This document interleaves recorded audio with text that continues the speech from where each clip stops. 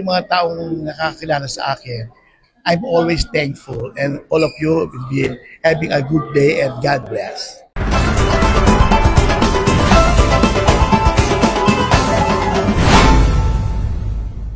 Muli na namang dumagsa ang mga modelo para sa Fashion Forte Season 25 dito sa Crown Galleria Plaza, Manila.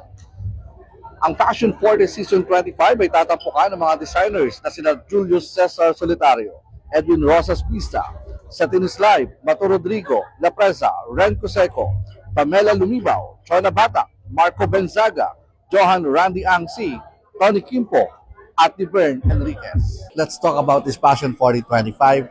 Una, yung collection na ipapakita mo muna ngayong araw na ito. Well, as always, gusto ko mga street hub lang. Yung mga ordinary, mga damit na bagong gusto ng mga bata, everybody can wear it. And ang maganda doon, talagang nakikita natin sa mga streets na pwede isuot. Yes, oo. Para matuwa naman silang lahat. Kasi normally, ang nakita sa mga fashion show, mga couture, maganda naman, but sometimes, like of my friends, they were telling me they cannot even see themselves wearing all those stuff. While yung mga damit na ready to wear, it's so easy. Yun naman ang uso ngayon, di ba? That's right. And another successful event kasi napakarami nating mga designers ngayon, and we have a lot of models. Ngayon, Fashion Forte 25. Mga taong gusto mong pasalamatan para sa event na ito. You know what? There's a lot to mention. But actually, to all my friends, thank you very much for supporting. Especially you. Thank you very In much. fairness, di ba? Kaya yung mga taong nakakilala sa akin, I'm always thankful, and all of you will be having a good day, and God bless. Thank you very much. To all your friends, thank you also.